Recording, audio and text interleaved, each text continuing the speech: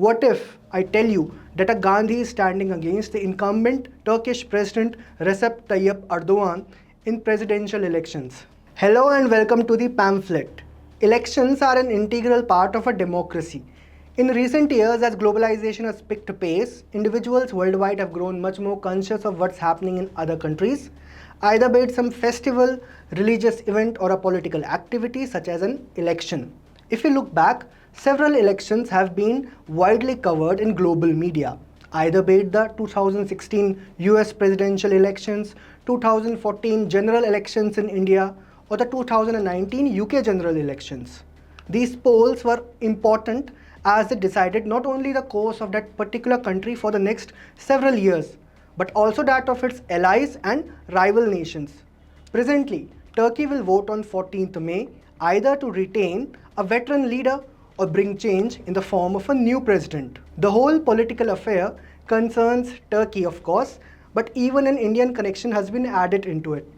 What if I tell you that a Gandhi is standing against the incumbent Turkish President Recep Tayyip Erdoğan in presidential elections?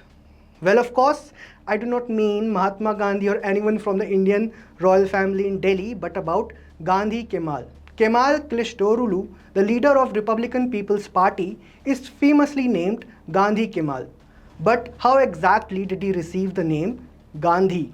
In 2016, a faction within the Turkish armed forces attempted to overthrow the government and President Erdogan. The military takeover was unsuccessful, but Erdogan began a rapid purge of his dissenters, no matter who, either from military, judiciary, civil service, and even a member of parliament. Responding to the crackdowns on dissenters, opposition leader Kemal Kılıçdaroğlu organized a peaceful 420-kilometer walk from Ankara to Istanbul, which was called the Justice March. During this march, a cartoon of Kemal went viral, which showed the leader dressed in sandals and shawl to resemble Mahatma Gandhi, and hence the name Kemal Gandhi was struck in the media and local populace. Until now, I told you about the Gandhi in Turkey, but you must have also grasped inner spectrum about the Turkish politics. Current President Erdogan is a strongman with a strong and loyal voter base developed over the course of 20 years of his rule, including 11 years as the president since 2014. If we talk about his strong points, then Erdogan has a legacy of economical and institutional transformation of the country in his overall tenure as the PM. Ever since he took over as president, Turkey has emerged as a dominant and influential country in the global sphere. Erdogan often flaunts his religiousness, which is deeply admired by the Turkish Islamic conservatives. During his presidency, a revival of Ottoman tradition has been witnessed. It has been speculated since years that Erdogan wants to bring back the Ottoman Empire, rule like the Caliph of entire Islamic world. And indeed, his speeches and frequent Quranic verses or ceremonies with Ottoman tradition often signifies this claim. However, in 2015, Erdogan had denied these claims and insisted that he rather aimed to be more like Queen Elizabeth II rather than like an Ottoman Sultan. Political opponents allege Erdogan of trying to besiege democracy and nation, but for the general public, the rising prices of daily amenities is far bigger concern, which will decide the course of these elections. Turkish president has been lagging on the economic front. Turkey has been facing an economic crisis in last 2 and 3 years.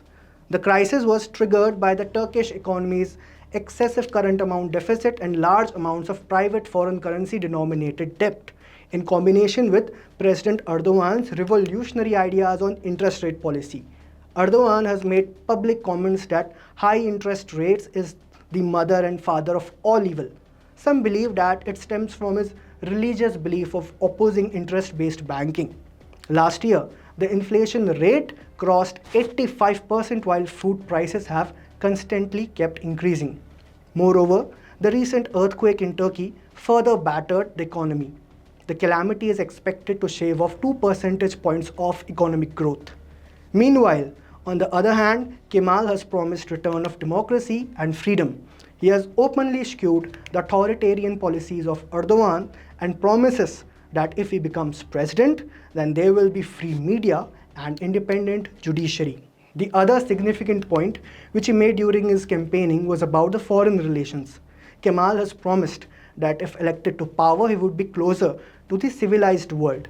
It should also be noted that Turkey under Erdogan has fostered closer ties with Russia while being hostile against West. A change in government would mean that Turkey shifts closer to US and European Union. Not only the West, but even others such as Saudi Arabia and India would prefer a new government. Saudi and Turkey have been engaged in a cold war after President Erdogan has tried to usurp Saudi's power as the ruler of Islamic world. While Turkey's relations with India have been strained after its comments over Kashmir in international forums. If Kemal Kılıçdaroğlu is elected and a lenient government takes charge in Turkey, then it could effectively restructure the regional and global alliances. But for Erdogan, this election might change everything. Personally, he is a leader with a mission to revitalize the former glory of Turkey, and a defeat threatens to dash his every dream.